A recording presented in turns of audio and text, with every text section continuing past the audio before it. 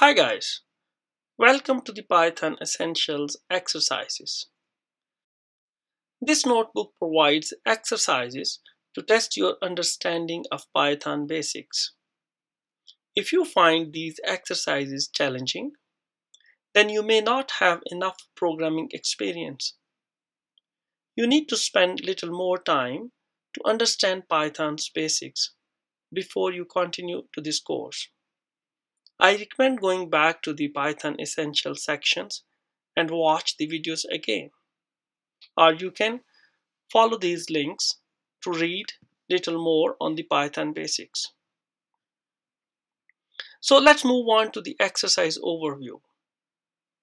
In these exercises, you need to complete the tasks given below and answer the questions. If there is any instruction, follow those instructions. Like you have to answer what is 5 to the power of 3 and so on, and move on to the end of this notebook.